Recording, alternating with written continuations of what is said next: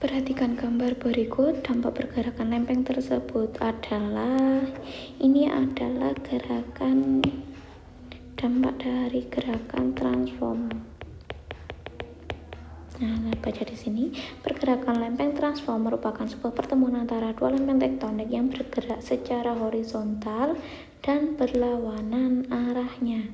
Pada proses tersebut tidak terjadi pembentukan lapisan baru ataupun terjadinya penyusupan yang dijalankan oleh salah satu lempeng terhadap lainnya. Nah, ini salah satu contohnya adalah Mid-Ocean Ridge atau mungkin yang disebut sebagai pematang tengah samudra dan patahan San Andreas di California. Dampak pergerakan lempeng gempa laut yang dapat disertai dengan tsunami. Ini adalah bukan karena apa? Karena biasanya di sini gempa laut itu disebabkan karena adanya proses konvergen atau subduksi. Oke, berarti kalau gempa laut yang dapat disertai dengan tsunami itu bukan. Kemudian karena kalau gempa laut itu berarti adanya patahan. Oke, patahan atau mungkin adanya subduksi. Kemudian yang B, terjadinya aktivitas vulkanisme di dasar laut.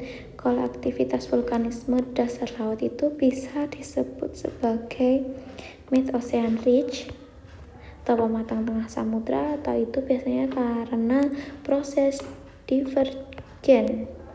Kemudian hiposentrum menjadi dangkal dan menengah.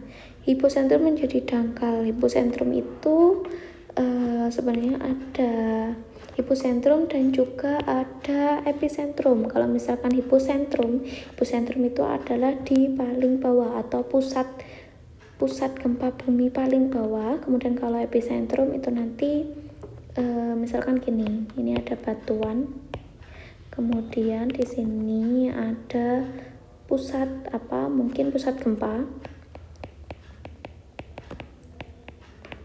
bawah tanah, ini adalah hiposentrum. Kemudian dia akan menjalar ke atas secara tegak lurus, dan di sini nanti dia akan memberikan pengaruh atau akan melebar. Jadi keadaan tegak lurus dengan pusat gempa atau hiposentrum itu disebut sebagai epicentrum. Nah, kalau misalkan di sini hiposentrum menjadi dangkal dan menengah.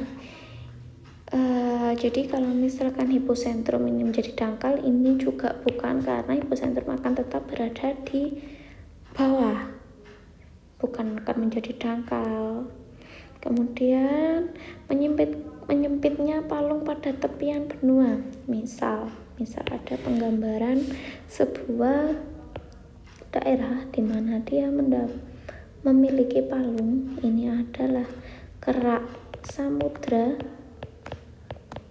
ini kerak benua. Kemudian di sini adalah palung. Nah, karena adanya patahan, karena adanya daerah yang seperti ini, berarti kerak samudra yang semula seperti ini dengan kerak benua yang semakin naik, posisinya kan kerak samudra ke bawah, kemudian kerak benua dia semakin naik. Maka di sini untuk perbandingan palungnya, palung akan lebih menyempit.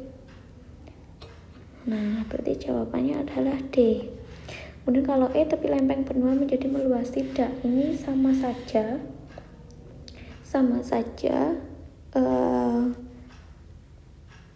karena bukan kepenyusupan, tapi ini lebih ke kenaikannya.